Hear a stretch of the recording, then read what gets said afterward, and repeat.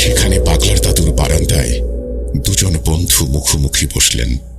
সেখানে তখনকার মতো কোনো মন্ত্র বা জাদুকরী প্রস্তুতির ঝামেলা ছিল না। শুধু পাগলার দাদুর ঐতিহ্যের প্রতীক খোদাই করা বিশাল আফ্রিকার পুরনো কাঠের হুঁক্কাটি বের করা হলো, যা প্রজন্ম ধরে এই আফ্রিকান প্রবীণ কবিরাজরা গভীর আলোচনা ও মনস্থির করার প্রতীকী মাধ্যম হিসেবে ব্যবহার করে আসছেন।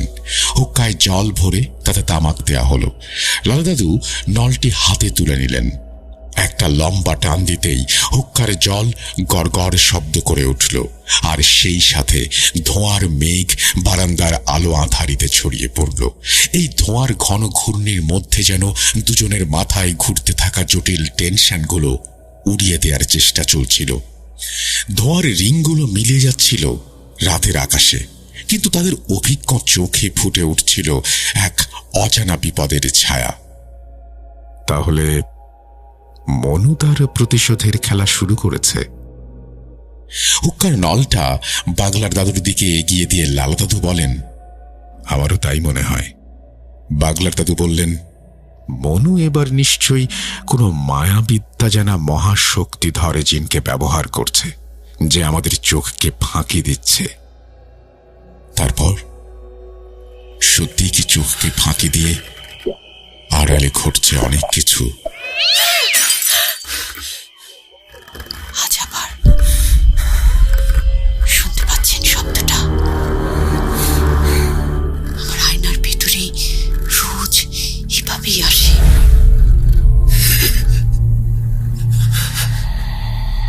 Bhoot.com with Russell. Welcome back. আপনাদের সবাইকে স্বাগত জানাচ্ছি আমি রাসেল। আশা করছি আপনারা সবাই ভালো আছেন, ভালোর দলে আছেন। আমিও ভালো আছি আর ভালোর দলে আছি। নতুন একটা ঘটনায় যাব, আশা করছি প্রথম থেকে শেষ পর্যন্ত শুনবেন এবং ভালো লাগবে আপনাদের। আসসালামু আলাইকুম রাসেল ভাই। জিজ্ঞেস করব না কেমন আছেন, কেননা আমরা জানি যে শত ঝামেলার মধ্যেও আপনি সর্বদাই আল্লাহর রহমতে ভালো থাকেন। আজকে যে ঘটনাটা শেয়ার করব সেটা আমার নিজের সাথেই ঘটে যাওয়া একটা ঘটনা, তাই কথা না বাড়িয়ে সোজা ঘটনার দিকে যাওয়া যাক।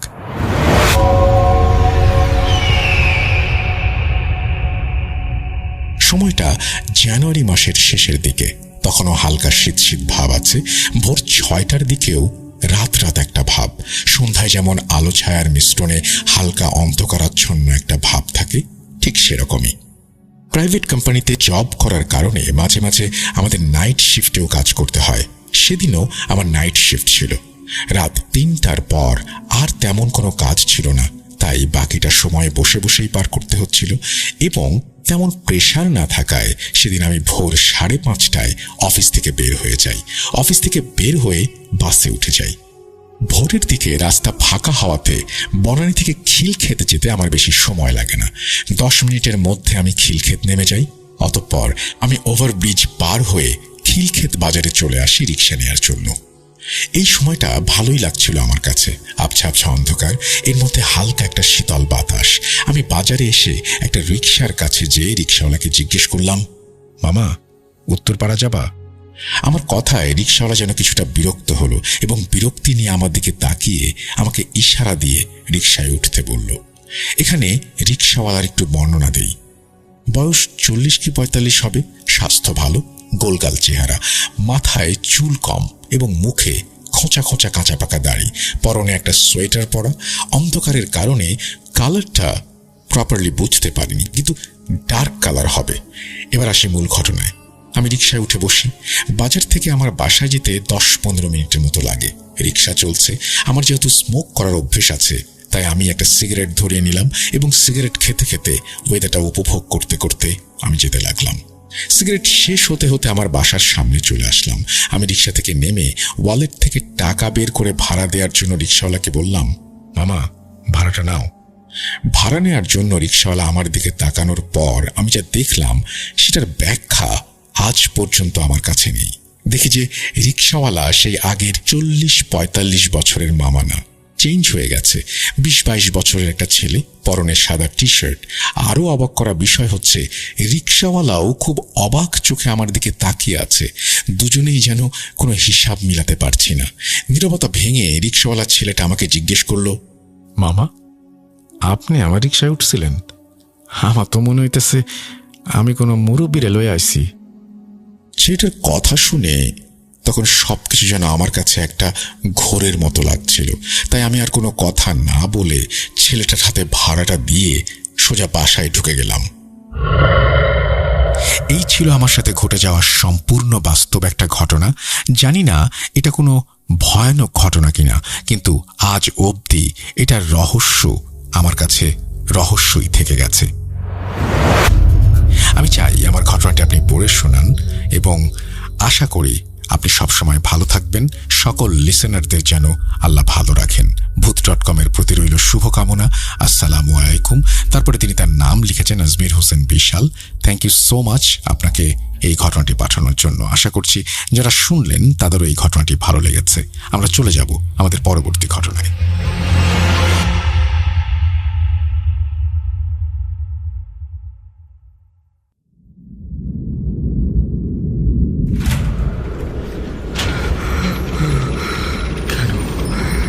কেন তুমি আসো? আমি শুধু তোমার সাথেই থাকতে চাই। কিভাবে সম্ভব? মৃতদের এই পৃথিবীতে থাকতে নেই। তুমি তুমি চলে যাও, চলে যাও, প্লিজ চলে যাও। সবটাই কি ইলুশন, নাকি অন্য জগতের কেউ কখনো হাজির হয়ে যায় চোখের পলকে? ভূত.com with Russell। Welcome back. আশা করছি আপনারা সবাই ভালো আছেন এবং ভালোর তলে আছেন। আমিও ভালো আছি আর ভালোর তলে আছি। আপনারা সবাই আফ্রিকার কালো জাদু সম্পর্কে জানতে চেয়েছেন, শুনতে চেয়েছেন নতুন কোনো ঘটনা। আমরাও দেরি না করে জানিয়েছিলাম মেহেদী হাসানকে এবং তিনি অলরেডি একটা ঘটনা পাঠিয়ে দিয়েছেন। সেই ঘটনাটাই আজকে পড়ে শোনাবো আপনাদের। চলুন শুরু করা যাক। যেভাবে লেখা আছে আমি সেভাবেই পড়ে শোনাচ্ছি। প্রিয় রাসেল ভাই এবং লিসেনার্স, আসসালামু আলাইকুম। আশা করছি আপনারা সবাই সুস্থ আছেন এবং সর্বদা ভালোর তলে আছেন। আমি রাসেল ভাই এবং ভূত.com-এর একনিষ্ঠ ভক্ত মোহাম্মদ মেহেদী হাসান লিখছি সংযুক্ত আরব আমিরাতের দুবাই শহর থেকে। শুরুতেই আমার পক্ষ থেকে রাসেল ভাই, গোলাম রাব্বি ভাই সহ ভূত.com টিমের সকল সদস্য, প্রিয় লিসেনার্স, সবার প্রতি ভালোবাসা এবং শ্রদ্ধা সালাম জানাচ্ছি। আজকের এই ঘটনাটি আমি কোনো বাড়তি ভূমিকা দিয়ে শুরু করতে চাই না, কারণ এই ঘটনার কেন্দ্রবিন্দুতে রয়েছেন দুজন বিশিষ্ট মানুষ, বাগলার দাদু ও লালা দাদু, যাদের ঘটনা আপনারা অনেকে পছন্দ করেছেন। এই ঘটনাটি পশ্চিম আফ্রিকার দেশ গাম্বিয়ার একটি উপকূলীয় অঞ্চলে ঘটেছিল। তবে ঘটনাটি কার কাছ থেকে সংগ্রহ করেছি সেটা না বললেই নয়। আজকের ঘটনাটি আমি সংগ্রহ করেছি আমার আফ্রিকান বন্ধু চুকসের কাছ থেকে। চুকস বাগলার দাদুর নাতি। ঘটনাটা আমি যেভাবে শুনেছি ঠিক সেভাবেই সাজিয়ে আপনাদের সামনে উপস্থাপন করার চেষ্টা করছি।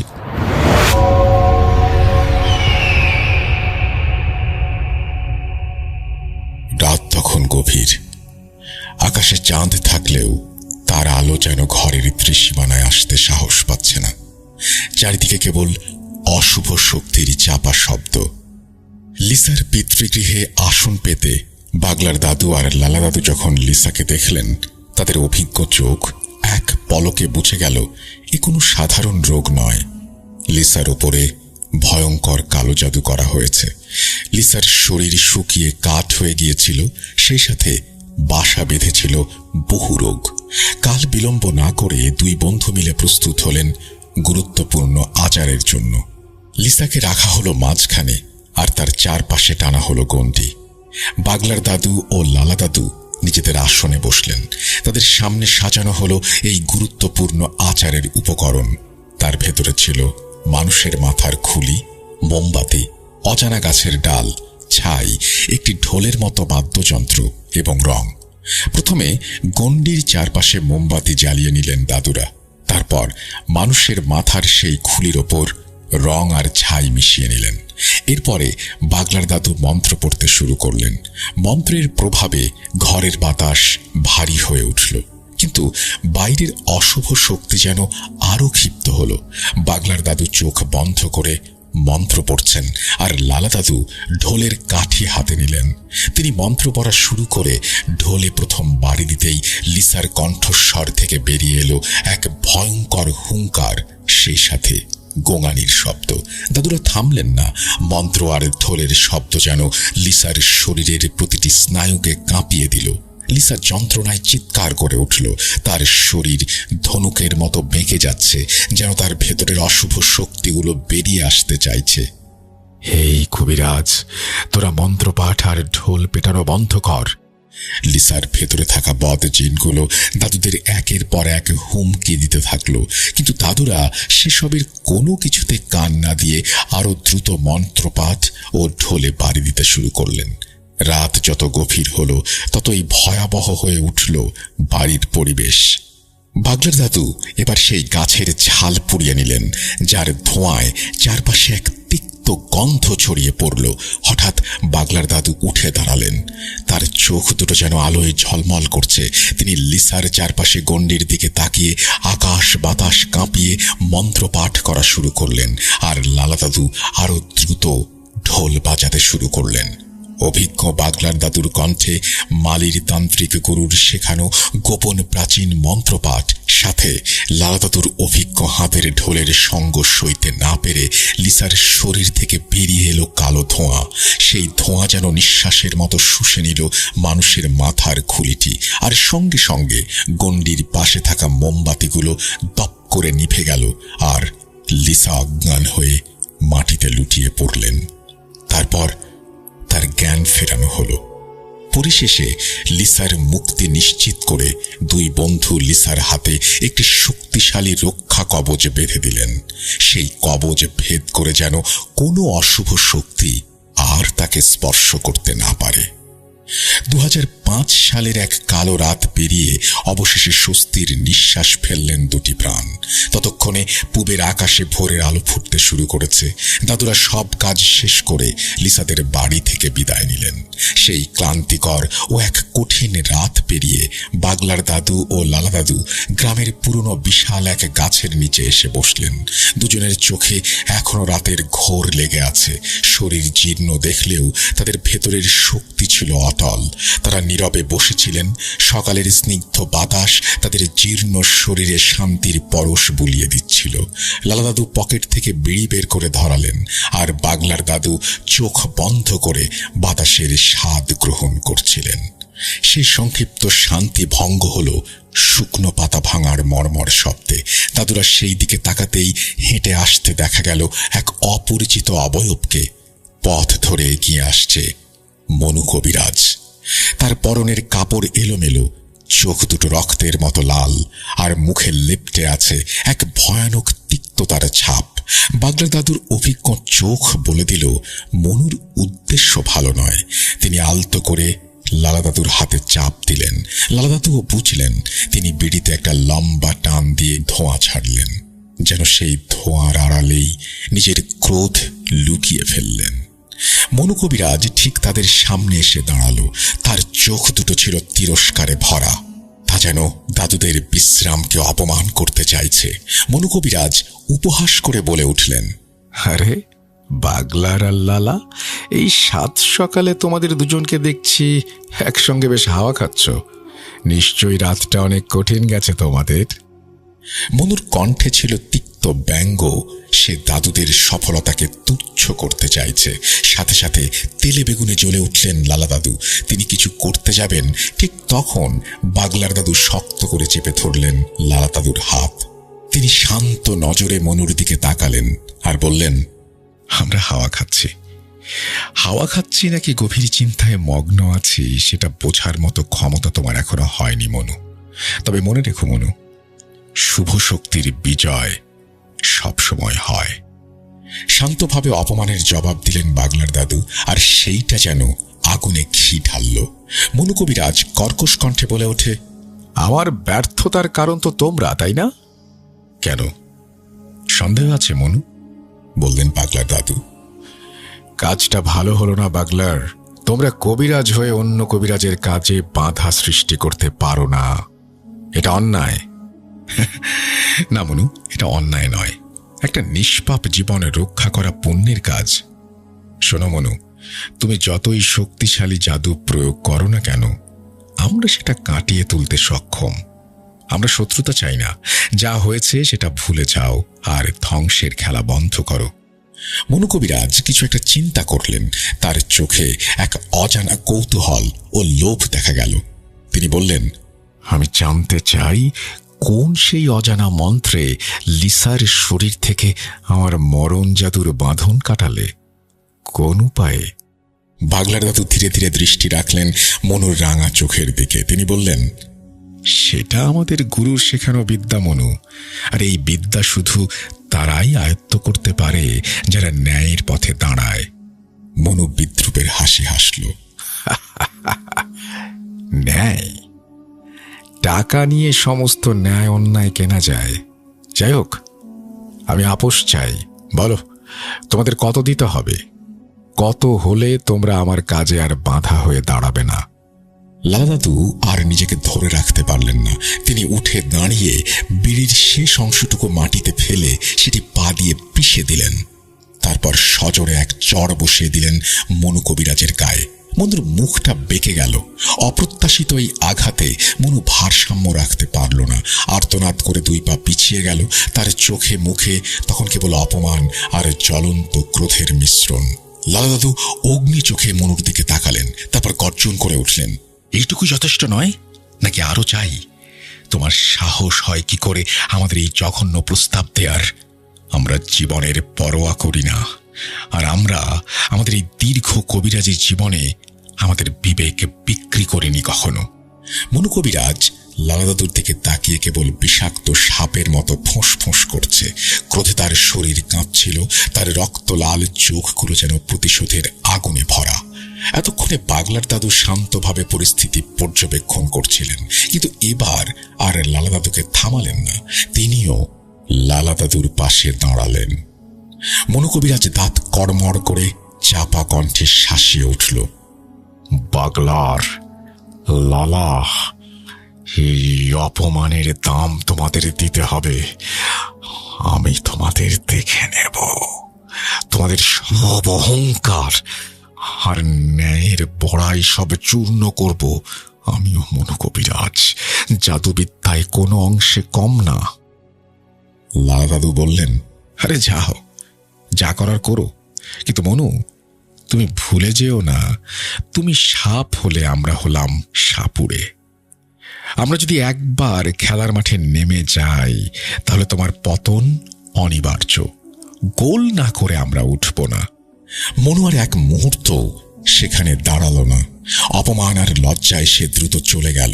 মনু চলে যাওয়ার পরে লালা ও পাগলার দাদু কিছুটা শান্ত হয়ে সেখানে নীরবে বসে থাকলেন আরো কিছুক্ষণ।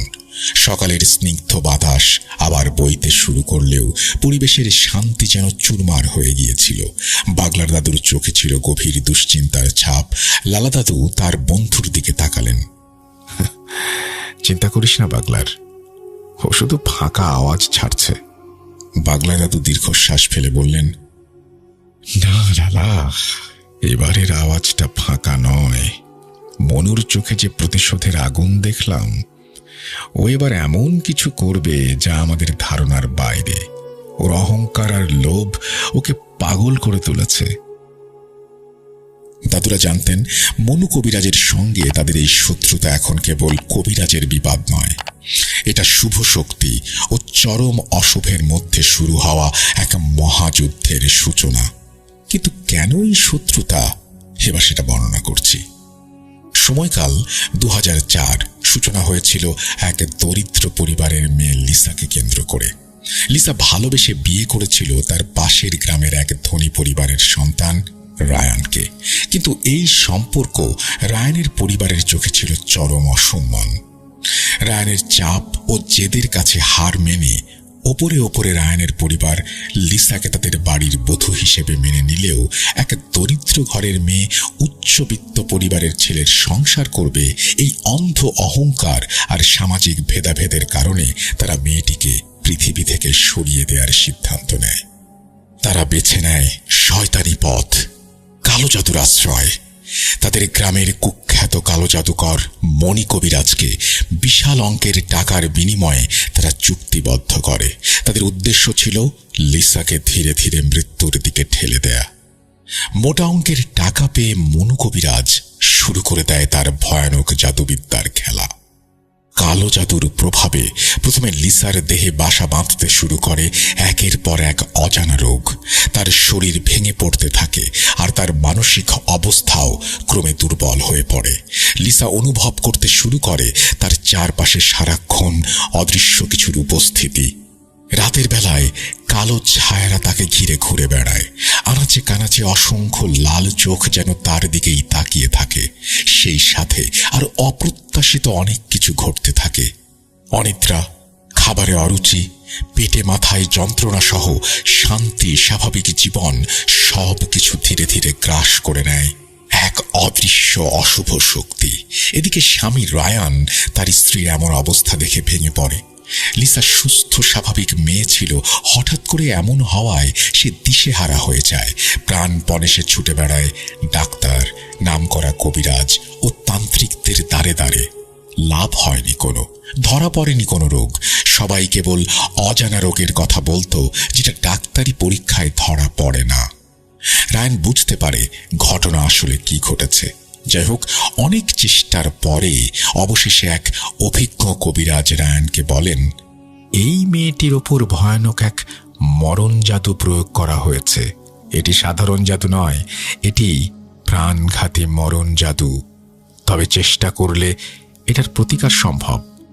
রায়ান কাতর হয়ে বলেন, যেভাবেই হোক আমার স্ত্রীকে বাঁচান, তাতে আপনি যা চান আমি সব দেব।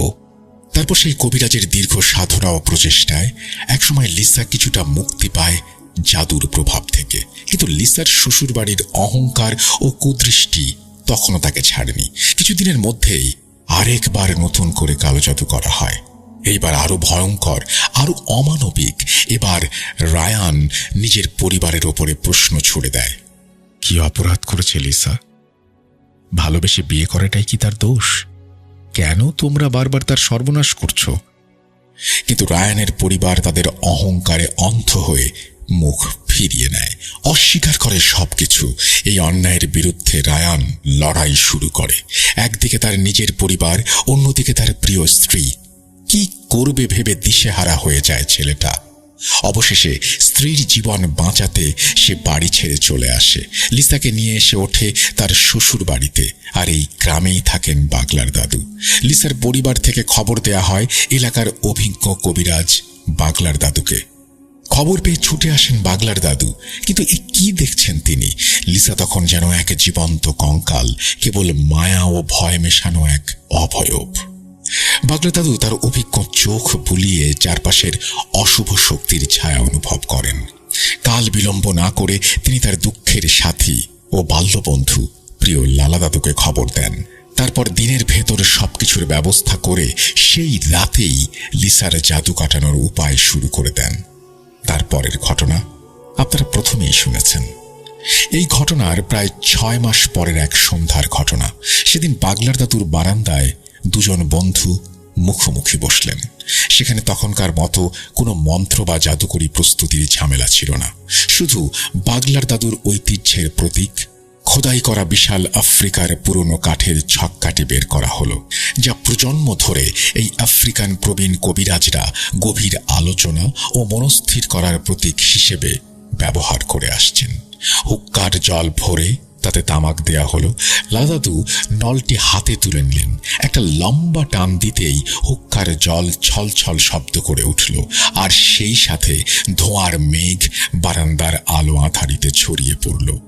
এই ধোঁয়ার ঘন ঘূর্ণির মধ্যে যেন দুজনের মাথায় ঘুরতে থাকা জটিল টেনশনগুলো উড়িয়ে দেওয়ার চেষ্টা চলছিল। ধোঁয়ার রিংগুলো মিলিয়ে যাচ্ছিল রাতের আকাশে, কিন্তু তাদের অভিজ্ঞ চোখে ফুটে উঠছিল এক অজানা বিপদের ছায়া। তাহলে মনু তার প্রতিশোধের খেলা শুরু করেছে। হুক্কার নলটা বাগলার দাদুর দিকে এগিয়ে দিলেন লালা দাদু। আমারও তাই মনে হয়। বাগলা দাদু বললেন, মনু এবার নিশ্চয়ই কোনো মায়াবিদ্যা জানা মহাশক্তিধর কোনো জিনকে ব্যবহার করছে, যে আমাদের চোখকে ফাঁকি দিচ্ছে। লালা দাদু বললেন, আমারও তাই মনে হয়। এই চালটা মনুর, কিন্তু কে সেই জিন? এই রহস্য উন্মোচনে যত দেরি হবে ততই আমাদের বিপদ। তখনই বাগলার দাদু হুক্কার নল ফেলে তামাকের আগুন নিভিয়ে দৃঢ় প্রত্যয় নিয়ে উঠে দাঁড়ালেন। তাহলে আর এক মুহূর্ত অপেক্ষা নয়, আমাদের এখনই ডাকতে হবে সেই মুখবেরি জিনকে। কেই মুখবেরি জিন আর কেন তাকে ডাকা হচ্ছে সেটা জানতে হলে চলেন গত রাতের ফ্ল্যাশব্যাকে। রাত তখন গভীর। গাম্বিয়ার সেই উপকূলীয় গ্রামের আকাশে এক ফালি চাঁদ থাকলেও চারদিকের পরিবেশটা ছিল থমথমে। বাতাস একদম স্থির, যেন কোনো বড় ঝড়ের পূর্বাভাস। রাত যখন আনুমানিক 2টা, তখন লালা দাদুর কাঁচা ঘুমটা হঠাৎ ভেঙে গেল। দরজার ওপাশ থেকে খুব চেনা একটা কণ্ঠস্বর ভেসে আসছে। লালা, ও লালা, একটু বাইরে আয় তো ভাই, বিশেষ দরকার। কণ্ঠটা তার বাল্যবন্ধু বাগলার দাদুর। লালা দাদু কিছুটা অবাক হলেন, মনে মনে ভাবলেন, এই অসময়ে বাগলার কেন? তিনি তড়িঘড়ি করে দরজা খুলে বাইরে পা রাখলেন। চোখের মণিগুলো ঘষে দেখতে পান সামনেই দাঁড়িয়ে আছে বাগলার দাদু, কিন্তু তার দাঁড়ানোর ভঙ্গিটা আজ কেমন যেন অদ্ভুত, একদম মূর্তির মতো স্থির। চাঁদের আবছা আলোয় লালা দাদু খেয়াল করলেন বাগলারের চোখের মণি দুটো স্বাভাবিক নয়, বরং অন্ধকারে দুটো জ্বলন্ত কয়লার মতো লালচে আভা ছড়াচ্ছে। লালা দাদু বিস্ময় নিয়ে জিজ্ঞেস করলেন, কিরে বাগলার, এত রাতে তুই? কিছু হয়েছে? কথা শেষ হতে না হতেই কোনো উত্তর না দিয়ে বাগলার দাদু ধপ করে মাটিতে লুটিয়ে পড়লেন। তখনই লালা দাদু আতঙ্কিত হয়ে বন্ধুকে ধরতে যেই না হাত বাড়ালেন, অমনি তার সারা শরীরে 1000 ভোল্টের বিদ্যুতের মতো এক তীব্র ঝাটকা লাগলো। এক অদৃশ্য শক্তি তাকে ছিটকে পেছনে ফেলে দিল। লালা দাদুর অভিজ্ঞ চোখ এবার জহুরির মতো সত্যটা ধরে ফেলল। তিনি খেয়াল করলেন এই লুটিয়ে থাকা দেহের গলায় তাদের সেই চিরাচরিত কবিরাজি 7 স্তরের রক্ষা কবচ নেই। একজন তান্ত্রিক কবিরাজ কখনো তার শরীরের রক্ষা কবচ ছাড়া বাইরে বের হয় না। মুহূর্তেই লালা দাদুর ভয় পরিণত হলো রাগে। তিনি গর্জে উঠলেন, শয়তান, এত বড় সাহস! তুই লালার সাথে ছলনা করতে এসেছিস, আজ তোকে জ্বালিয়ে ছাই করে দেব। বলেই তিনি শাহাদাত আঙুল তুলে মাটির ওপর এক টানে এক দুর্ভেদ্য গণ্ডি আঁকলেন। তার ঠোঁটে তখন মন্ত্রের কর্কশ ধ্বনি। লালা দাদু দ্রুত ঘরের দিকে ছুটলেন পেট্রোল বা কেরোসিন আনতে, উদ্দেশ্য এই অশুভ শক্তিকে শেষ করে দেয়া। কিন্তু ফিরে এসে দেখলেন গণ্ডির ভেতরটা একদম ফাঁকা। সেই ছদ্মবেশী দেহটা বাতাসের সাথে মিলিয়ে গেছে।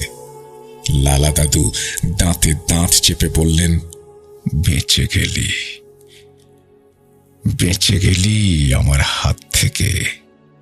ঠিক এই সময়ে গ্রামের অন্য প্রান্তে বাগলার দাদুর বাড়ির উঠোনেও চলছিল একই নাটকের অন্য পিঠ। সেখানেও অন্ধকারের বুক চিরে লালা দাদুর হুবহু কণ্ঠস্বর শোনা গেল। কান খাড়া করে বাগলার দাদু শুনতে পেলেন, বাগলার, একটু বাইরে আয়, জরুরি কথা আছে। কিন্তু বাগলার দাদু ছিলেন অত্যন্ত ধূর্ত এবং অভিজ্ঞ। তিনি ভেতর থেকে দরজা না খুলে উত্তর দিলেন, তুই আমার ঘরের ভেতরে আয় লালা, দরজা খোলাই আছে, যা বলার ভেতরে এসেই বল। বাইরে দাঁড়িয়ে থাকা সেই শয়তানটা এবার কিছুটা বিচলিত হয়ে পড়ে। সে জানত এই ঘরটা বিশেষ মন্ত্রে সুরক্ষিত। কোনো অশুভ শক্তি বা চালান করা সত্তা এই ঘরের ভেতরে প্রবেশ করতে পারে না।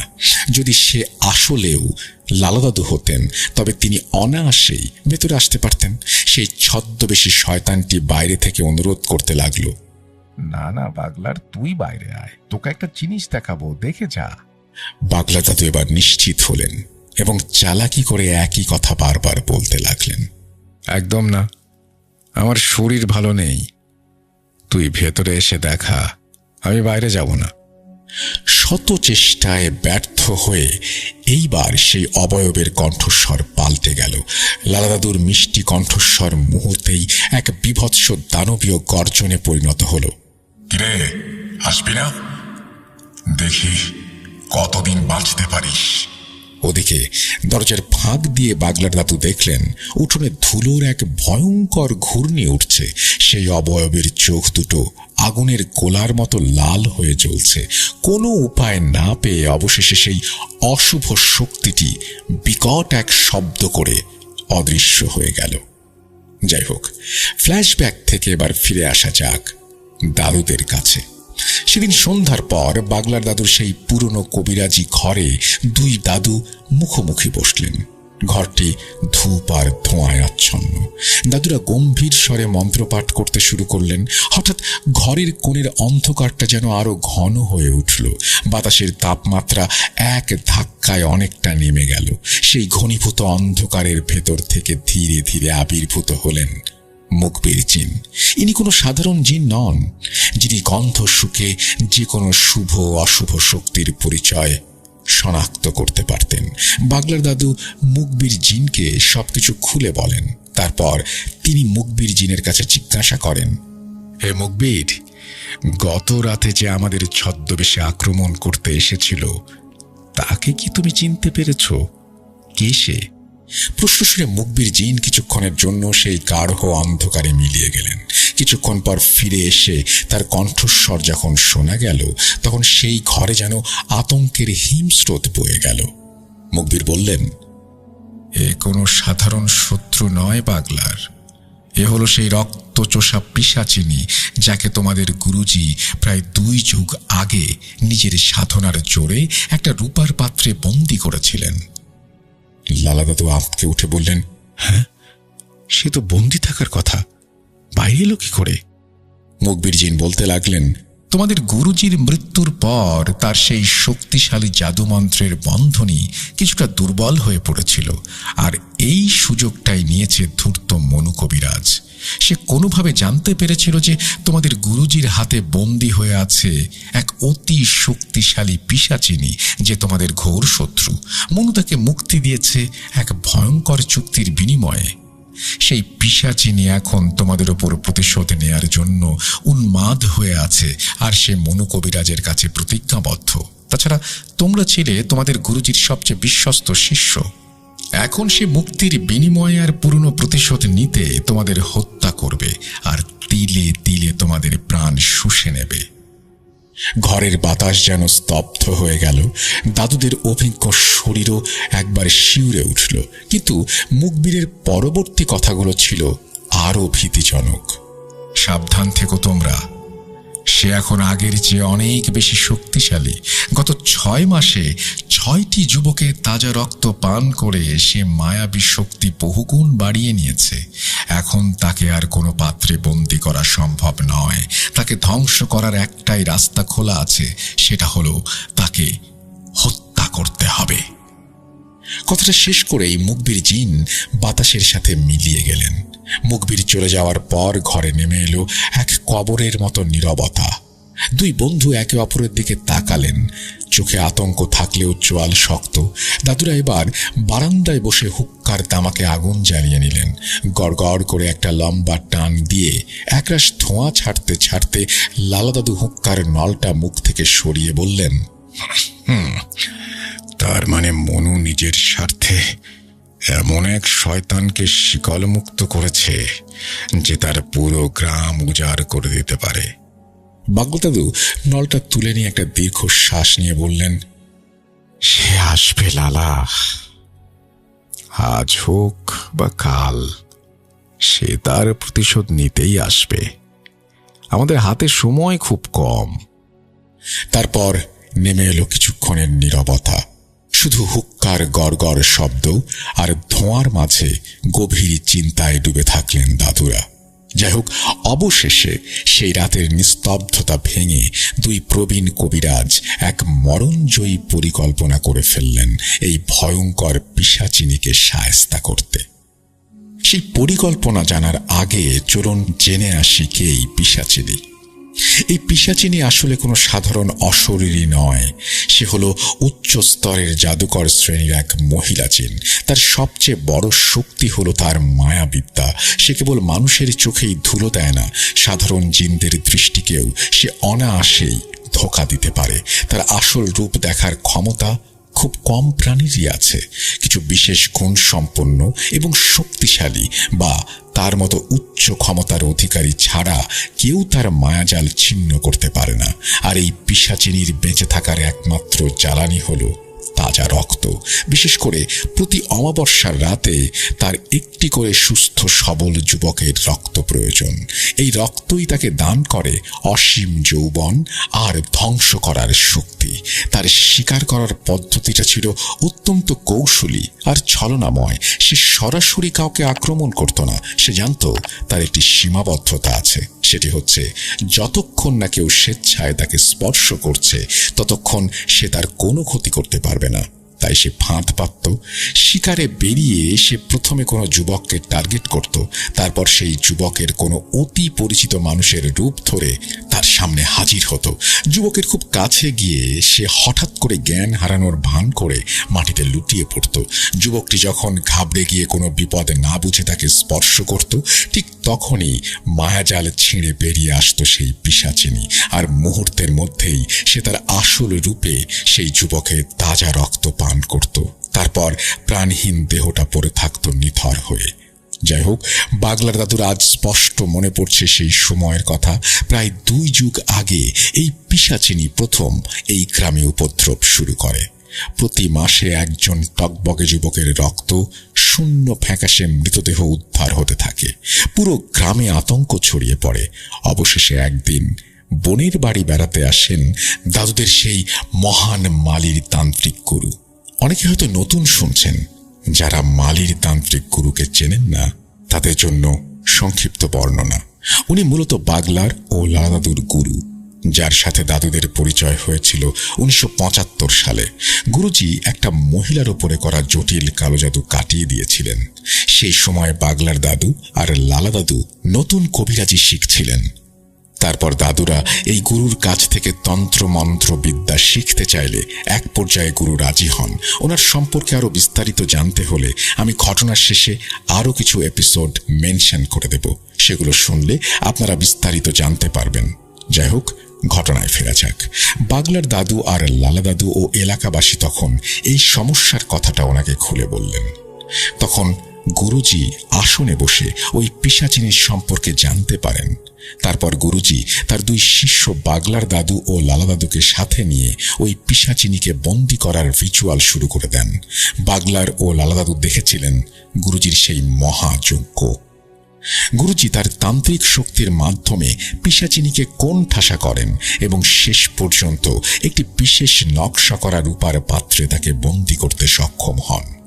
সেটাকে অনেকে গভীর করে মাটির নিচে চাপা দেন। হয়তো কোনো রহস্যজনক কারণে তাকে হত্যা করা যায়নি। যাই হোক, সেই রহস্যের চাবিকাঠি এতদিন সেই রূপার পাত্রের গায়ে খোদাই করা ছিল, যা আজ মনু কবিরাজের কবজায়। প্রিয় লিসেনার্স, চলুন আবার ফিরে যাই বাগলার দাদুর বারান্দায়।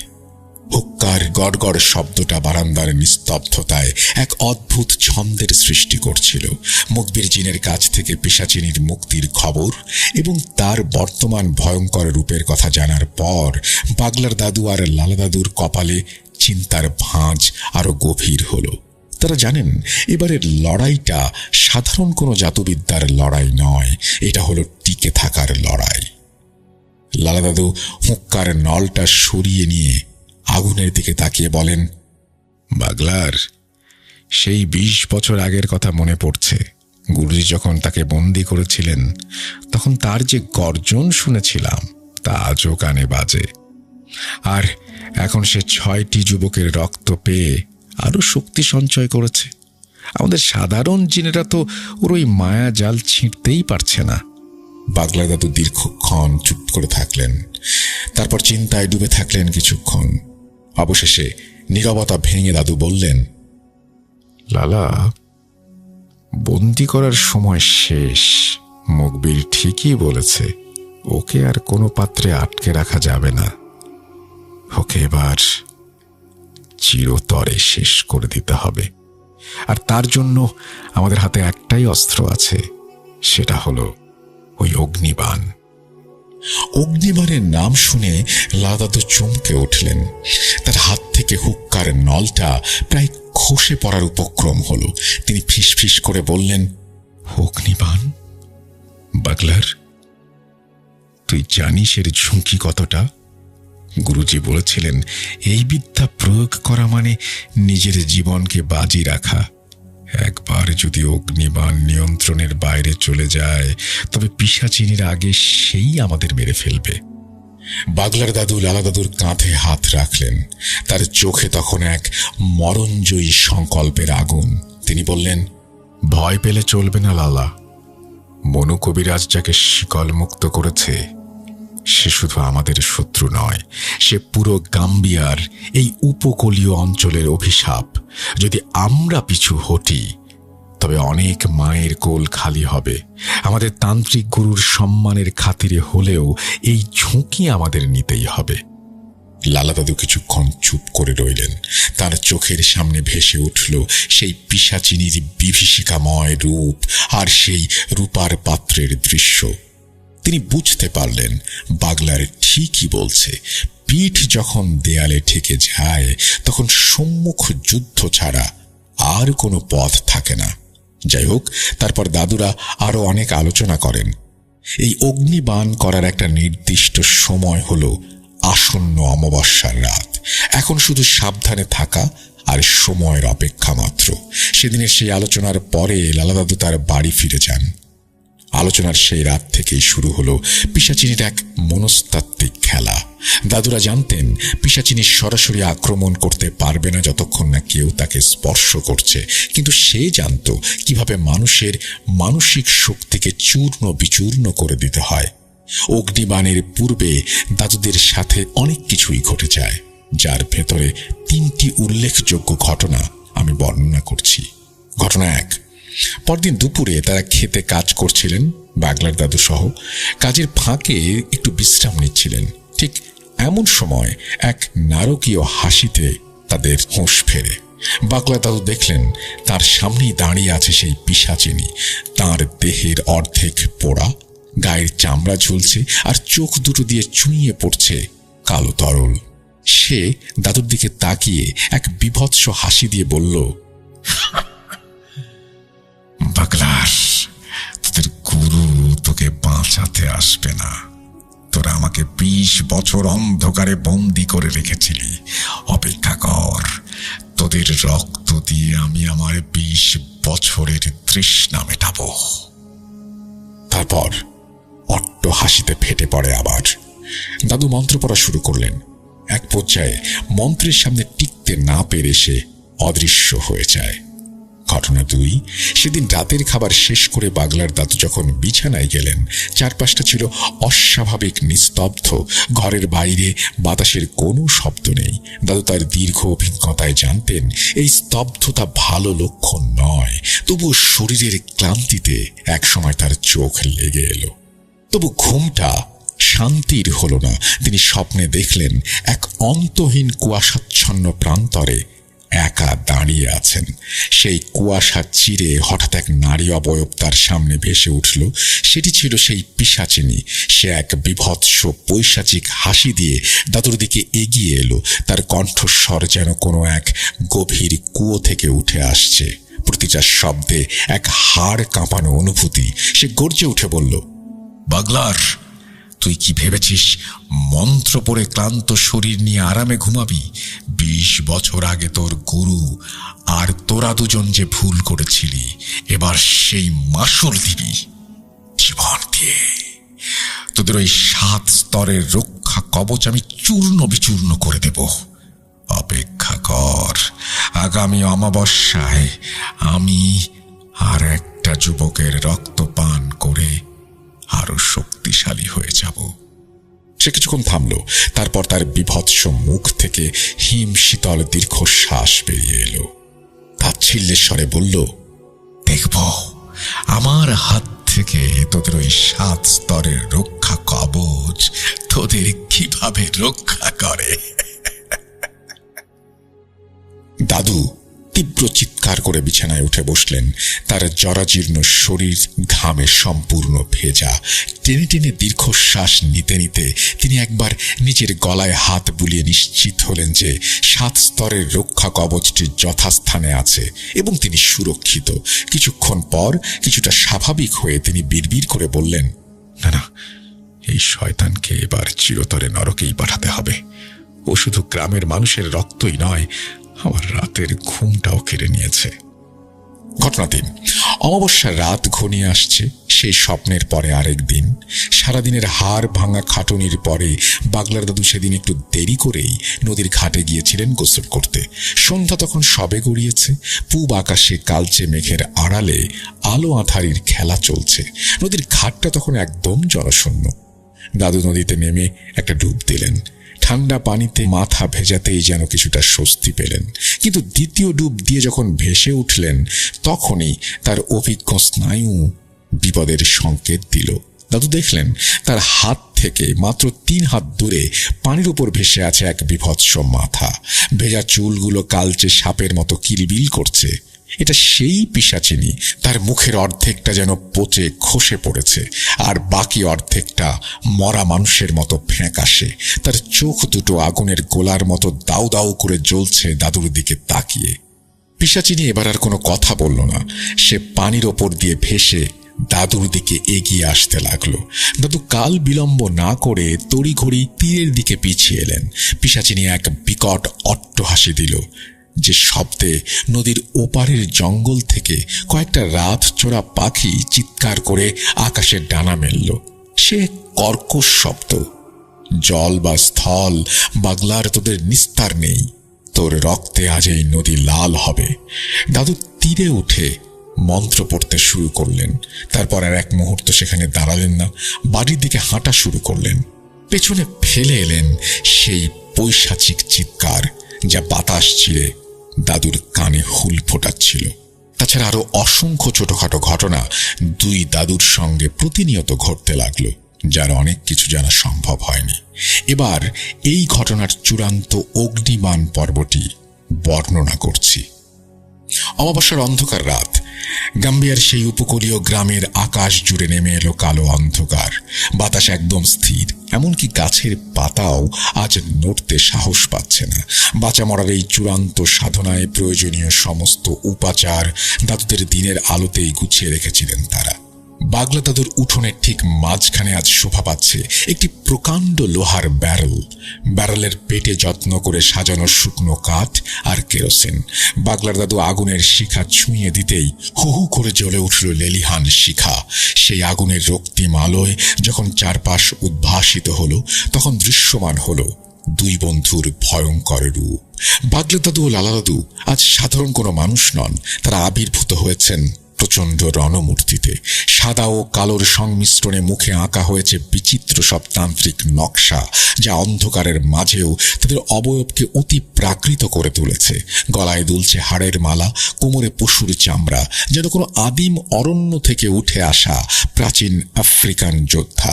তখন মনে হচ্ছিল স্বয়ং মৃত্যুর দূত বুঝি আজ নেমে এসেছেন এই পৈশাচিক শক্তির হিসাব মেটাতে।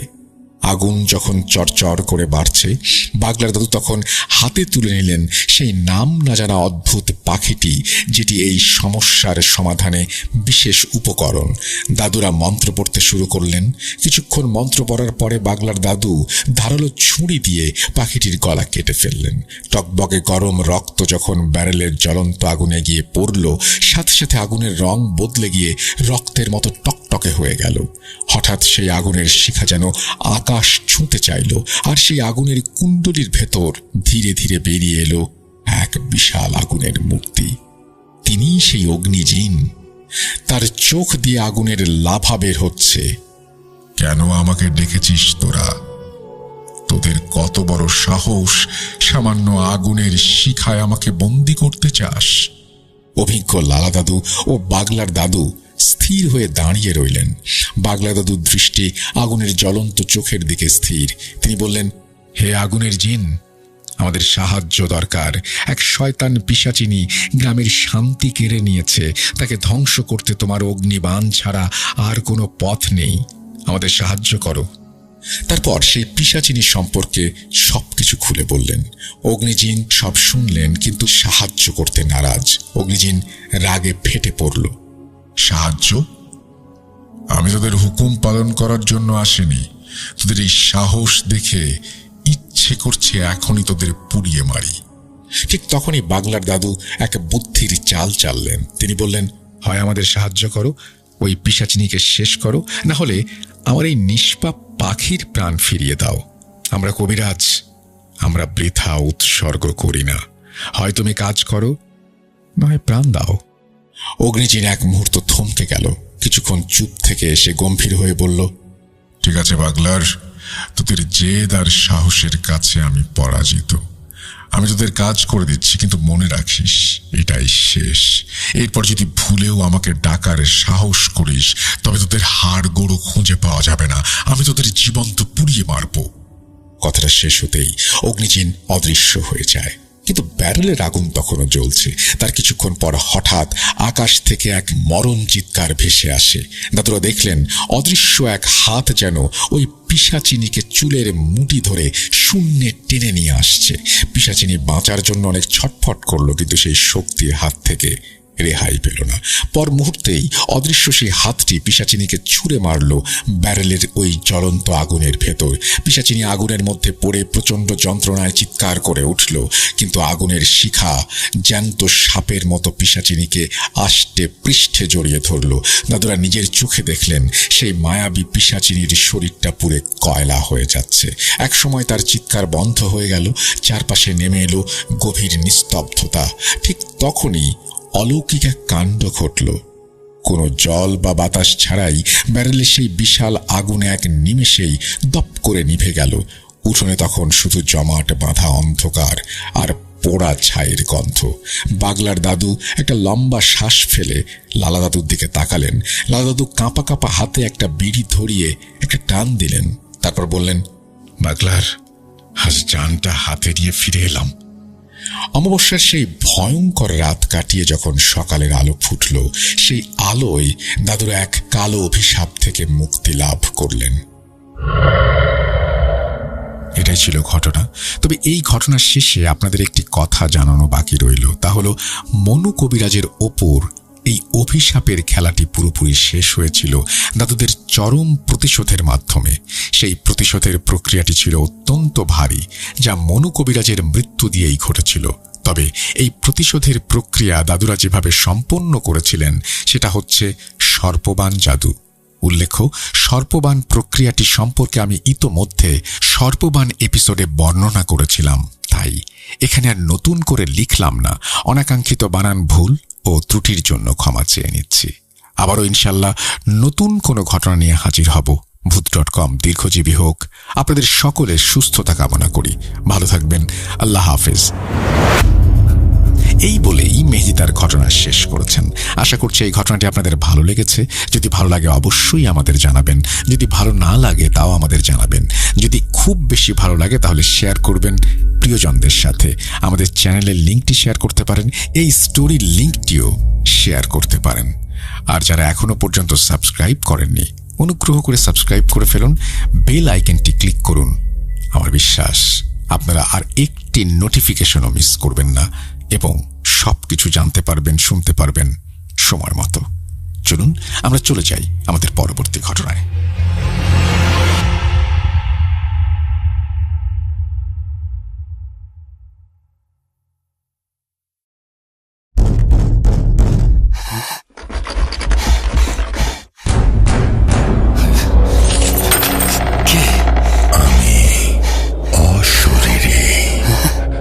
দেখতে পাবে না কবু, এত কাল ধরে শুনছো, শুনতে কি পাও না তবু?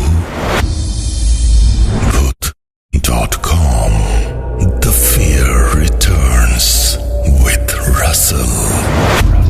Welcome back. আপনাদের সবাইকে স্বাগত জানাচ্ছি। আমি রাসেল। আশা করছি আপনারা সবাই ভালো আছেন, ভালোর দলে আছেন। আমিও ভালো আছি আর ভালোর দলে আছি। আমি অনেক দিন ধরে চাচ্ছিলাম বাংলাদেশের বিভিন্ন প্রান্তে থাকবে ভূত.com এর স্টুডিও, এবং সেখানে যারা ঘটনা শেয়ার করতে চান তারা আসবেন, ঘটনা শেয়ার করবেন। কাজটা সহজ নয়, কিন্তু এখন একটু একটু করে আমরা সেদিকেই এগিয়ে যেতে চাই। আমাদের 10 মিলিয়নের যাত্রা শুরু হয়েছে এবং আমরা চেষ্টা করব আরও দারুণ দারুণ সব কিছু আপনাদের উপহার দিতে। আর সেই কারণেই বাংলাদেশের বিভিন্ন প্রান্তেই আমরা চেষ্টা করছি ছোটোখাটো একটা স্টুডিও দেওয়ার, যেখানে আপনারা এসে আপনাদের ঘটনা শেয়ার করতে পারেন। এটাকে ঠিক স্টুডিও বলা যাবে কিনা জানি না, তবে হয়ে যাবে, এবারে কাজ চলে যাবে আর কি। তো যাই হোক, সাবিত সিফাত খুব ছোট করেই শুরু করেছেন সেরকম, এবং আরও অনেকেই করবেন। আমাদের ঢাকাতে স্টুডিও নিশ্চয়ই আপনারা জানেন আছে, এবং আমরা যদি অন্য অন্য শহরগুলো হয় সেই শহরগুলোতেও হয়তো স্টুডিও না পেলেও স্টুডিওর ব্যবস্থা করে নেব। কিন্তু আমরা চাই আপনারা আসুন, ঘটনা শেয়ার করুন। আপাতত আমাদের সাধ্যের মধ্যে যে জায়গাগুলো আছে সেই জায়গাগুলোর ঘটনা আমরা শেয়ার করছি আপনাদের সাথে। চলুন তেমনই একটা ঘটনা শুনে আসা যাক। আসসালামু আলাইকুম ডিয়ার লিসেনার্স, আশা করি সকলেই ভালো আছেন এবং সুস্থ আছেন। ভূত.com এর ময়মনসিংহ স্টুডিও থেকে সকলকে আমন্ত্রণ জানাচ্ছি। আমি মোহাম্মদ সাবিত আলম। আমাদের সাথে স্টুডিওতে আজকে উপস্থিত আছেন একজন অতিথি, এবং আমরা সরাসরি কথা না বাড়িয়ে চলে যাব আমাদের অতিথির ঘটনায়।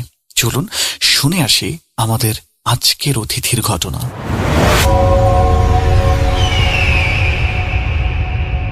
আসসালামু আলাইকুম শ্রোতাদেরকে সবাইকে, এবং রাসেল ভাই আপনাকেও। আমি মোহাম্মদ আব্দুল্লাহ আল মারুফ ময়মনসিংহ থেকে বলছি। তো আজকে আমি যে ঘটনাটা আপনাদের সাথে শেয়ার করব, সিম্পল এন্ড শর্ট একটা ঘটনা। এটা ঘটনাটার প্রত্যক্ষদর্শী বা ঘটনাটার উপস্থিত ব্যক্তি আমার আব্বু নিজেই।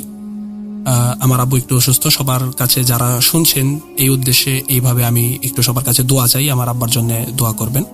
তো আমি ঘটনায় চলে যাচ্ছি। আমাদের ত্রিশাল এলাকার, ত্রিশাল এবং ভালুকার মধ্যবর্তী বগার বাজারের আগে সাইনবোর্ড যে এলাকাটা, এই এলাকাটা হচ্ছে আমরা এইখানে আমাদের গ্রামের বাড়ি। আমার আব্বা ওইখানে শৈশব কাটিয়েছেন, যৌবনে পরে ময়মনসিংহ শহরে চলে এসেছেন, আমরা থেকেছি ওই জায়গাটায়। আমাদের একটা মসজিদ আছে। আমার দাদার যে আব্বা, বড় বাবা, উনি ওই মসজিদের জন্য জমি দিয়েছিলেন। ওনার নাম হচ্ছে মাওলানা আফসার উদ্দিন সাহেব। আফসার উদ্দিন সাহেবের নামেই এখন এই মসজিদটা আছে। মসজিদের নাম মাওলানা আফসার উদ্দিন মসজিদ। তো এইখানে যে ঘটনাটা আমি এখন বলবো, তখনকার সময় আব্বু সদ্য কৈশোর পার করে যৌবনে পদার্পণ করেছে এমন একটা সময়। উনি প্রতিদিন হচ্ছে ফজরের নামাজের জন্য ওনার একটা টেন্ডেন্সি ছিল সবার আগে উঠবেন। উঠে মসজিদের সাথেই ছিল খাল, তো ওই খালের মধ্যে হচ্ছে অজু করে উনি মসজিদের বারান্দায় দাঁড়ায় আজান দিতেন। আজান দিয়ে উনি ফজরের নামাজ আদায় করতেন। এর মধ্যে যদি দাদা উঠে চলে আসতেন তাহলে জামাতের সাথে আদায় করতো, বা যারাই আসতো মুসল্লি নামাজ আদায় করতো, তারপরে যার যার মতো গিয়ে শুয়ে পড়তো। আর যদি কখনো কেউ উঠতে লেট হতো তাহলে তারা তাদের মতো সেপারেটলি এসে নামাজ পড়তো, কিন্তু আজানের কাজটা আব্বু করে আব্বু নিজেই নামাজ পড়ে চলে আসতেন। তখন হচ্ছে বেতনভুক্ত ইমামের সময়টা ওইখানে ছিল না, বা ওইখানে উপস্থিত নিয়মের ভিতরে ছিল না। তো এখানে একটু ঘটনা আমি যুক্ত না করলে হচ্ছে না। আমার বড় বাবা মাওলানা আফসার উদ্দিন সাহেব আধ্যাত্মিক জগতের অনেক একটু পাওয়ারফুল লোক ছিলেন বলা যায়। উনি অনেক চিকিৎসা রুকিয়া করতে পারতেন। এবং আমার দাদা যে ছিলেন সরকারি চাকরিজীবী ছিলেন, প্রাইমারি স্কুলের শিক্ষক, তাজুল ইসলাম মাস্টার। তো দাদা জানো হচ্ছে এই ধরনের ঝাড়ফুঁক বা রুকিয়া যাই বলে, জিন জাতি দিয়ে কাজ করানো, এরকম কিছু উনি পারতেন। তো এটা এই লিগেসিটা পরে আর আমার বাবা চাচাদের মধ্যে থাকে নাই। এখন আমরা তো হচ্ছে পুরাই মডার্ন লাইফে অভ্যস্ত হয়ে গেছি, আমাদের ওইরকম কোনো নাই, কিছুই নাই এখন বলতে গেলে। তো আমি এখন যেটা বলতে চাচ্ছি, তো এমনই কোনো এক সকালে আব্বু উঠেছে, উঠে দেখে যে ওই দিনটা একটু বেশি অন্ধকার। ওই দিন হচ্ছে আলো তেমন ভাবে ফোটেনি। তা আব্বু সন্দেহ করলো, মানে উনি মোটামুটি, তখন তো অ্যালার্ম ক্লকের যুগ ছিল না, প্রযুক্তির কোনো টাচই ছিল না। তো উনি অনুমান করতে পারলেন কেন যেন যে না, ওয়াক তো হয়ে গেছে, হয়তো বা আজকে বেলা উঠতে একটু লেট করতেছে, আলোটা একটু কম ফুটেছে। এখন যেটা বলার বিষয়, এটা হচ্ছে আব্বুরও আগে ওই বাড়িতে একটা লোক উঠতেন। এটা হচ্ছে আব্বুর এক চাচি সম্পর্কের লোক, চাচি আম্মা, আব্বুর চাচি আম্মা, মানে আমার হবেন দাদি।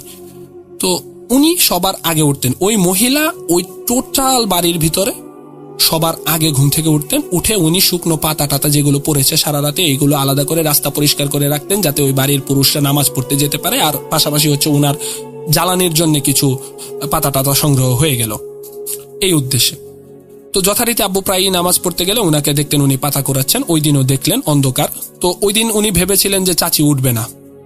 তো উনি কাছে গেলেন, গিয়ে দেখলেন যে না, চাচি উঠেছেন, পাতা কুড়াচ্ছেন যথারীতি। তখন আব্বু ওনাকে সালাম দিয়ে প্রশ্ন করলেন যে আজকে তো আলোই ফুটে নাই, আমি ভাবছি আপনি উঠবেন না, আপনি উঠে গেছেন। তো সালামের উত্তর দেয় নাই, কোনো কথাও উনি বলেনি। না বললে আব্বু বিশেষভাবে খেয়াল করে নাই, শুধু একটা জিনিস খেয়াল করছে যে উনার শ্বাস যে শব্দটা আছে এটা যেন একটু বেশি ভারী, একটু হালকা গোঙানোর মতো শব্দ, এমন এমন কোনো শ্বাস চলছিল। তো এটা আব্বু বিশেষভাবে কোনো খেয়াল করেনি। খেয়াল না করে উনি যথারীতি খাল পাড়ে গিয়েছেন, উজু করেছেন, উঠে এসে নামাজ আজান দিয়েছেন, আজান দিয়ে ফজরের নামাজ পড়ে আবার যখন ব্যাক করে চলে যায় তখনও দিন অন্ধকারের মতোই। সাধারণত নামাজ পড়ে যাওয়ার সময় ততক্ষণে ভালো আলো ফুটে যায়। তো আব্বুর একটু সন্দেহ লাগলো, কি ব্যাপার, আজকে বেলা এখনো উঠতেছে না। তখন হচ্ছে উনি আবার চাচির পাশ দিয়ে যাওয়ার সময় উনি ওভাবেই পাতা করাচ্ছেন, ওভাবেই নুয়ে রয়েছেন, বড় ঘুমটা টানা। উনি আবার চাচিকে জিজ্ঞেস করলেন যে আজকে তো বেলাই উঠতেছে না, আর আপনি যাবেন না, আপনার শেষ হয় নাই? যথারীতি আবারও কোনো কথা হয় নাই। চাচি আব্বুর চাচি আর কি বড় করে শ্বাস নিচ্ছেন, ওইভাবে গভীর শ্বাস। তখন আব্বু বললেন না, আসলে আব্বু কিছু বলে নাই। আব্বু যথারীতি চলে এসছেন এবং ঘুমিয়ে পড়েছেন। আব্বুর ভাষ্য মতে আনুমানিক আধা ঘন্টা 1 ঘন্টা ঘুমানোরও পরে আমার দাদা আব্বুকে ওই দিন ডেকে তুলেছেন। আমার দাদা এসে বলছেন, এই সবসময় না তুই আগে উঠোস, আজকে তুই গেলি না নামাজে, আমরা নামাজ পড়ে চলে আসলাম, এখন বেলা হয়ে যাচ্ছে, তুই নামাজে যাস না, নামাজটা পড়ে আয়, পরে কাজা হয়ে যাবে। তা আব্বু তখন বলতেছে আমি তো নামাজ পড়ছি। দাদা ভাবছে আব্বু স্বপ্নে দেখছেন, বলছে হ্যাঁ বুঝছি নামাজ পড়ছো, যাও নামাজ পড়ে আসো। তখন যতক্ষণ ওই দিন বেলা হয়েছে, বেলা হইলে আবার চাচির সাথে একই বাড়িতে থাকে, চাচির সাথে দেখা হয়েছে। ওনার চাচিকে জিজ্ঞেস করছেন যে আপনার যে সকালে আমি কথা বললাম, আমি নামাজে গেলাম, আপনি তো আমার সাথে কোনো রাও করলেন না। তখন চাচি বলতেছে আমি তো আজকে উঠছি, আমি তো তোমারে পাইলাম না, তুমি তো আমার সাথে কথা বলো না, আমি তো তোমারে দেখলাম না। আব্বু বলতেছে যে না, আমি তো আপনার সাথে কথা বলছি। চাচি সম্পূর্ণ অস্বীকার করতেছে, না তোমার সাথে আমার আজকে সকালে কোনো দেখাই হয় নাই। তখন আব্বু একটু ভয় পেয়ে গেছিল এবং ওনার প্রেশার টেশার হালকা বেড়ে গেছিল, তারপরেও ঠিক হয়ে গেছে। তো এরকম অশরীরী কোনো সমস্যা হতে থাকে আমাদের আশেপাশে, বা আমরা তো এটা অস্বীকার করলে চলবে না যে জিন যে থাকে জাতির আমাদের এই পাশে সহাবস্থান, তারা বিভিন্ন সময় বিভিন্ন রূপ ধারণ করে থাকেন। এমনই কিছু একটা হয়তো ওই দিন হয়ে গেছে, অমীমাংসিত রয়ে গেছে। ঘটনা বলার জন্য আমার আব্বা এখনো আছেন। আমি আবারও আমার আব্বার জন্য দোয়া চেয়ে ঘটনা এখানে শেষ করে দিচ্ছি। সবাই ভালো থাকবেন। আসসালামু আলাইকুম। থ্যাংক ইউ মারুফ, আপনাকে আবারও ধন্যবাদ জানাচ্ছি আমাদের সাথে আজকে ঘটনা শেয়ার করার জন্য। ধন্যবাদ সকলকে। আমি মোহাম্মদ সাবিত আলম স্টুডিও থেকে আজ আবার বিদায় নিচ্ছি। আসসালামু আলাইকুম।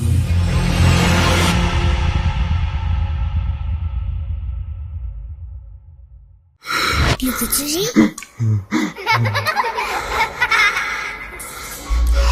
তুমি লুকাও, আমি ঠিকই তোমাকে খুঁজে পাবো।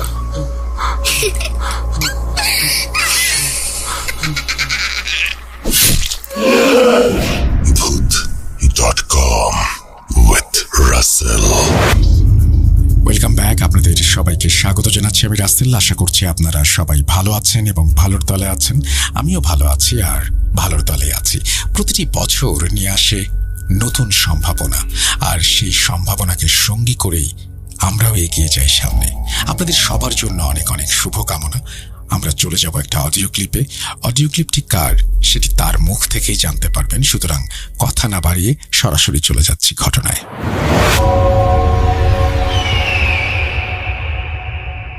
রাসেল ভাই, আপনাকে এবং আপনার যত শ্রোতা বন্ধু আছে তাদের সকলকে আমার নমস্কার, আসসালামু আলাইকুম এবং শুভেচ্ছা জানিয়ে আমি একটি ঘটনা শেয়ার করতে চাই।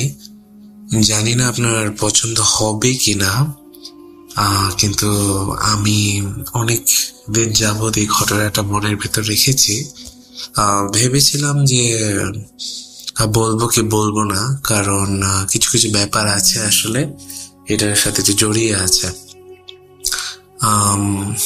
আমি আমার নাম, ঠিকানা এগুলো আমি আমার এই অডিও ক্লিপের পরে আমি বলে দেব, কিন্তু আমি চাই যে আমার নাম, ঠিকানা বা যেখানে ঘটনাগুলো ঘটেছে সেটা আপনি বলবেন না, কারণ এটা না বলাটাই ভালো। ঘটনাটা যে অনেক তার মানে গভীর এরকম কোনো কিছু নয়, বলা যায় সাধারণ।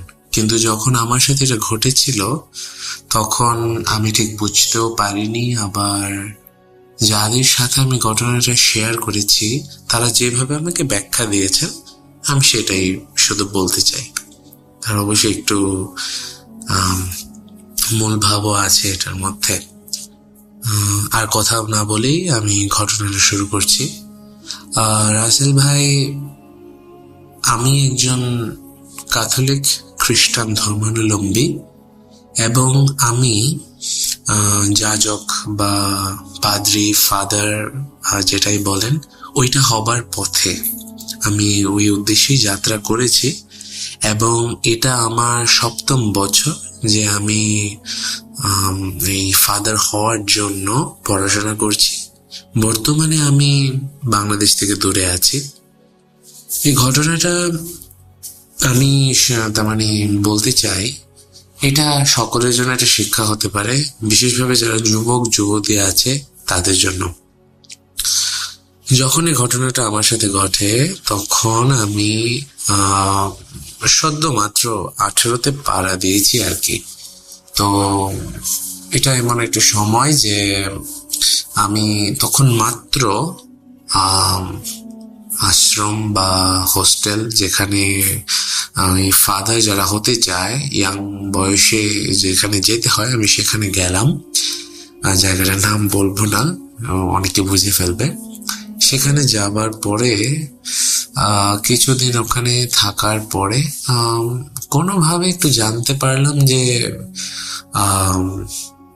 এই জায়গাটা, তার মানে যেখানে আমাদের যে অট্টালিকা বলা যায় আর কি, বিশাল বড় একটা বিল্ডিং, এখানে এটা 5 তলা ভবন, সেখানে একটা ইতিহাস আছে।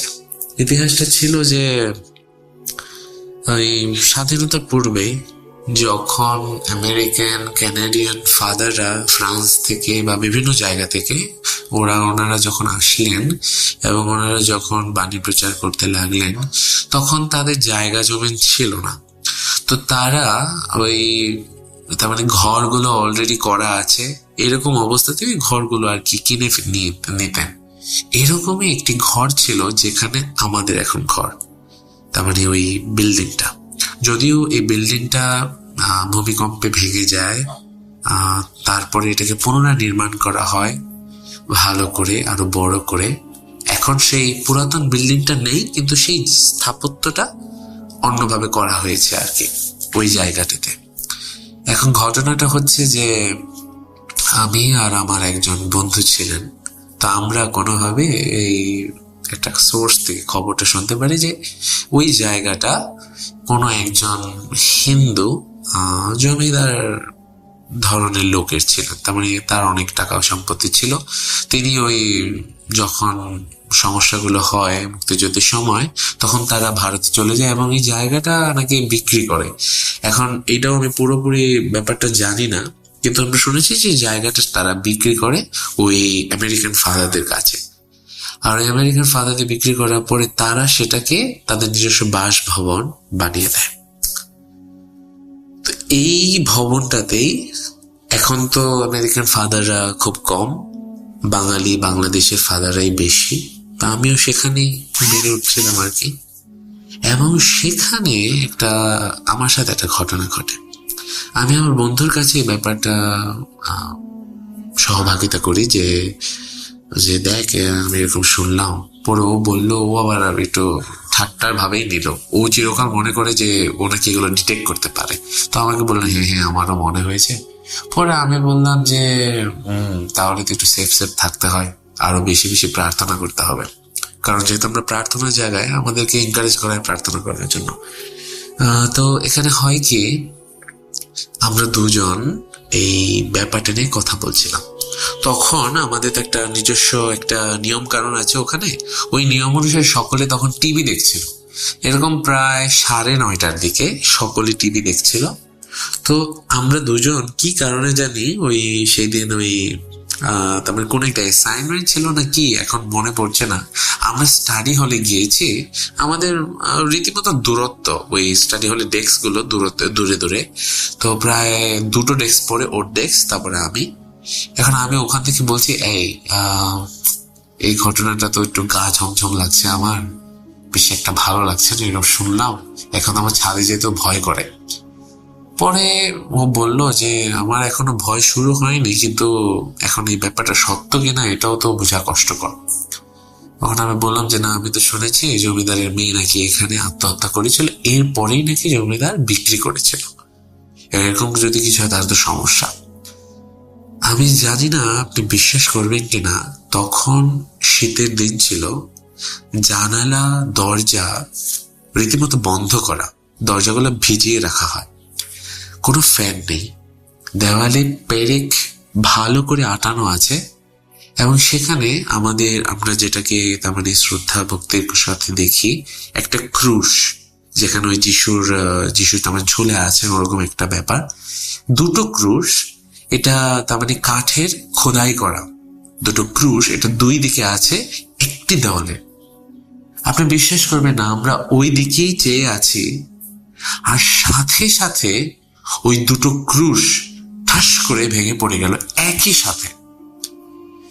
আপনি বিশ্বাস করবেন না, আমরা সেখানে ছিলাম, আমরা দুজন দেখছি আশপাশ দিয়ে টিকটিকি আঘাত করলো কিনা, কিন্তু দেখলাম ওই পুরো দেওয়ালটা, ওখানে কোনো জায়গা নেই যেখানে টিকটিকি ঢুকে যাবে অন্য কোনো জায়গায়, দেওয়ালটা পুরো ফাঁকা, তার মানে পুরো দেওয়ালে আর কিচ্ছু নেই, শুধু 2টি ক্রুশ ঝুলেছিল। এই 2টো ক্রুশ একসাথে ভেঙে পড়ে গেল।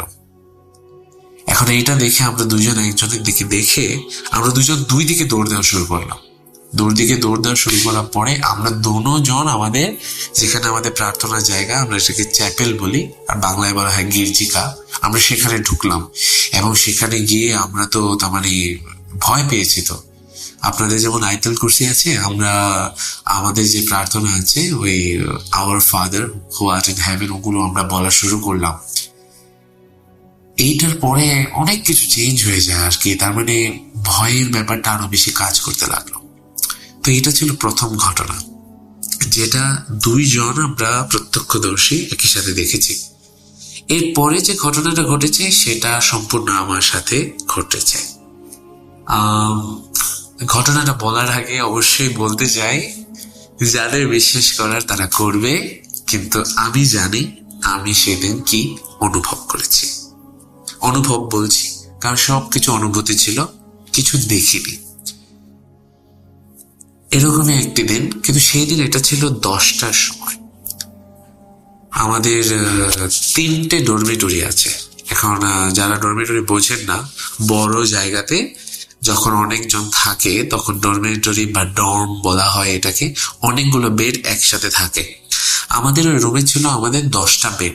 এটা যথেষ্ট বড় একটা জায়গা, মনে করেন একটা বাস্কেটবল কোর্ট যেরকম বড় হয়, রীতিমতো অনেকটা ওরকমই, যথেষ্ট বড় একটা জায়গা। এখন সেখানে আমাদের সবার বেড, আমার বেডটা আর আমাদের ডরমিটরির দরজা, আমাদের ডরমিটরির দরজার 2টো অংশ, তার মানে এটাকে 2 দিক থেকে খুলতে হয়। ওই বাথরুমের দরজাগুলো যেমন তার মানে একটি পাল্লা থাকে, ওরকম না, 2টি পাল্লা, যথেষ্ট বড় দরজা। এখন এই দরজাটা আমি ঢুকলাম, আমি ঢুকে তখন ভিজিয়ে রেখেছি। এখন ভিজালেও আপনাকে ধাক্কা না দিলে দরজাটা খুলবে না, আশা করি বুঝতে পারছেন, ধাক্কা না দিলে দরজাটা খুলবে না। এখন আমি হাত মুখ ধুয়ে, আমাদের টয়লেটটাও অ্যাটাচ করা, টয়লেটের দরজাটা বন্ধ, টয়লেটেও একটা কাচের দরজা দেওয়া আছে থাই গ্লাসের, তো ওই দরজাটাও বন্ধ। আমি হাত মুখ ধুয়ে পা ধুয়ে সুন্দর বেডে চলে এসেছি, ওই মশারি টাঙিয়ে আমি বেডের ভেতরে। এখন আমি শুয়েছি। এখন আমাদের কিছু প্রার্থনার রিচুয়াল আছে যেগুলো করতে হয়, আমরা করি প্রার্থনা। তো আপনাদের যেমন তসবিহ আছে, আমাদের একটি প্রার্থনা হচ্ছে রোজারি প্রেয়ার, আমরা রোজারি প্রার্থনা মালা। তো আমি ওটা করা শুরু করলাম, আমি রোজই করি, তো আমি ওটাও করা শুরু করলাম।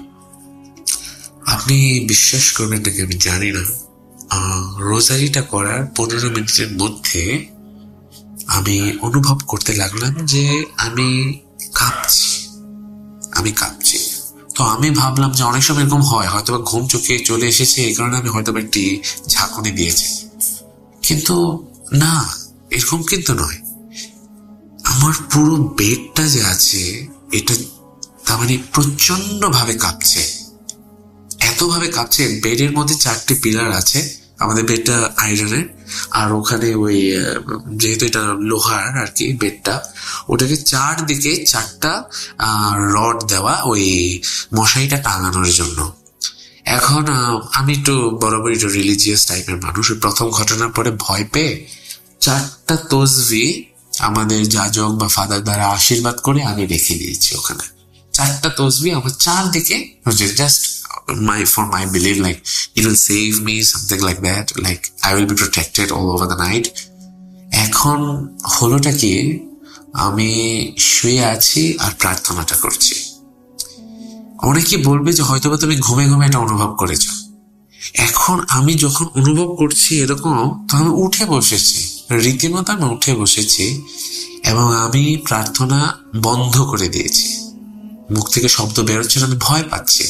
গায়ে মানে প্রচন্ড পরিমাণে আমার ওই গায়ে যে জার কাটা আমরা বলি বা গুজ বাম্প, ওটা হচ্ছে আমার। এখন আমি তো অনুভব করতে পারছি যে কিছু একটা আছে। হঠাৎ করে আমি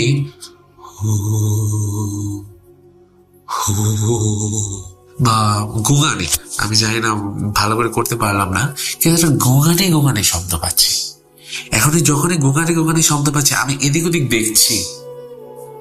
এখন যখন আমি এদিক ওদিক দেখছি তখন আমার তো ভয় লেগে গেছে।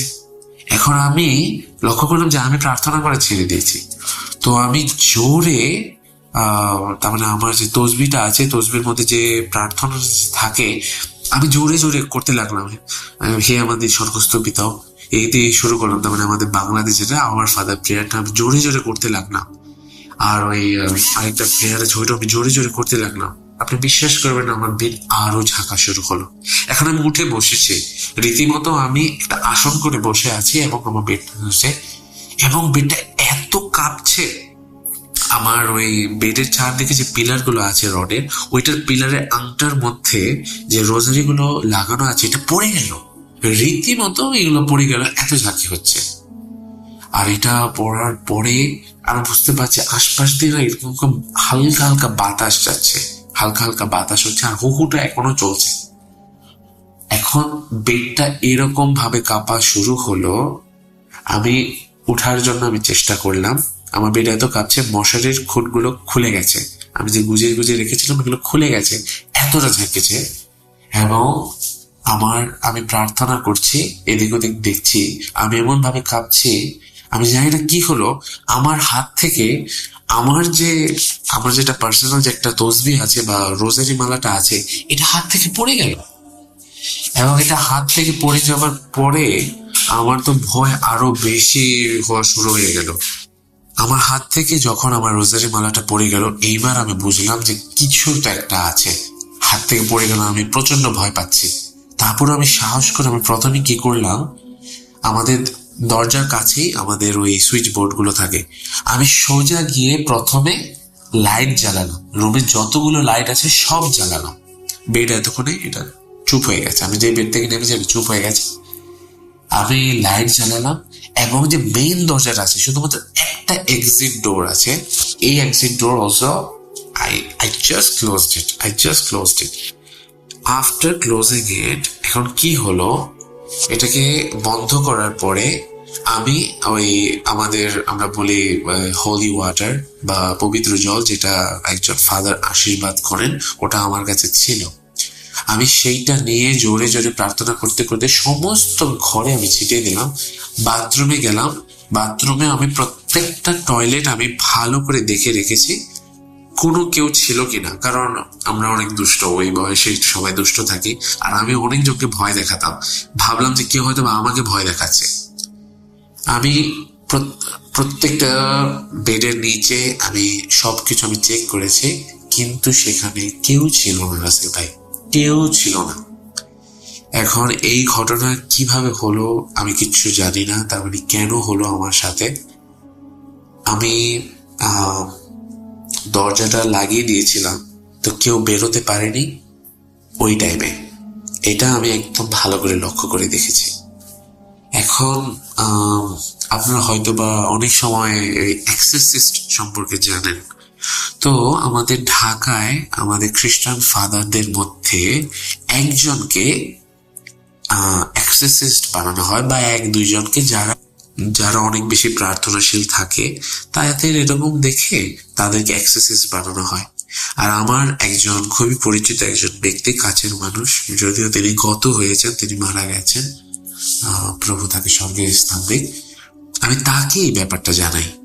এবং যখন আমি তাকে এই ব্যাপারটা জানাই, তিনি প্রথমে আমাকে কোনো অ্যান্সার দেননি, জাস্ট ঘটনাটা শুনলেন, পরে বললেন তুমি প্রার্থনা করো, কখনো প্রার্থনা ছেড়ে দিও না। পরে তিনি আমাকে এক সময়, আমি যখন একটু জোরাজোরি করলাম, তখন তিনি আমাকে বললেন যে দেখো, তুমি তো যুবক, আর শয়তান কখনো চায় না যে যুবকরা প্রভুর দিকে বা ঈশ্বরের দিকে চলে যাক। তো আমি তো প্রার্থনা করছিলাম, এটা তো একদিক থেকে ভালো, শয়তান চায় না যে আমি এটা করি। এই কারণে শয়তান এই ঘটনাটা করেছে যাতে তুমি ভয় পাও।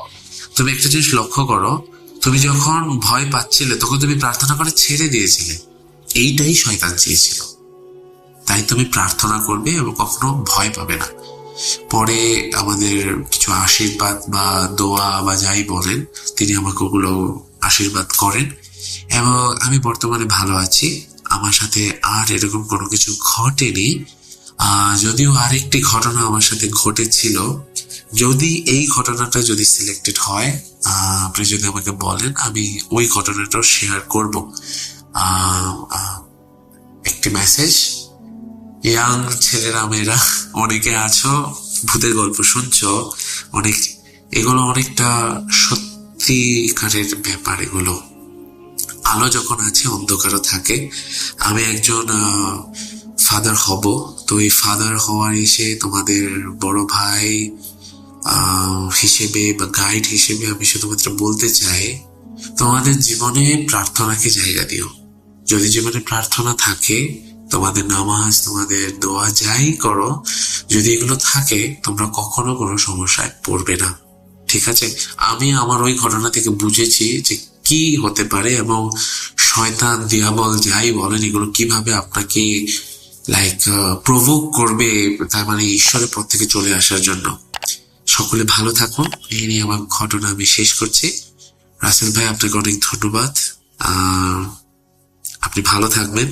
আপনি আমার অনেক কাছের মানুষ। আমি মাঝে মধ্যে প্রার্থনার সময় আপনার কথাও স্মরণ করি, কারণ আপনি যেহেতু এগুলো বলেন, অনেক সময় আমি জানি না আপনি জানেন কিনা, একজন ফাদার ছিলেন আর কি, ফাদার গাব্রিয়েল আমোর্থ। যদি সার্চ করতে পারেন দেখেন, তিনি একজন ইটালিয়ান ফাদার, পুরোহিত ছিলেন। তিনি আমাদের চিফ এক্সরসিস্ট ছিলেন রোমে। তিনি একটা কথা বলেছেন, ইভেন আমরা যখন এই ডেভিলদের নামগুলো উচ্চারণ করি বা এই ধরনের কথাগুলো আমরা উচ্চারণ করি, তারা আমাদের আশেপাশে বিচরণ করে। তাই আমি আপনাকে সবসময় বলবো যে আপনি প্রার্থনা করবেন অবশ্যই, এবং আপনার যারা শুভাকাঙ্ক্ষী আছে তাদেরকেও বলছি রাসেল ভাইয়ের জন্য প্রার্থনা করবেন। আমার ঘটনা শেষ করছি। সকলে ভালো থাকবেন। God bless all. খুদা হাফেজ।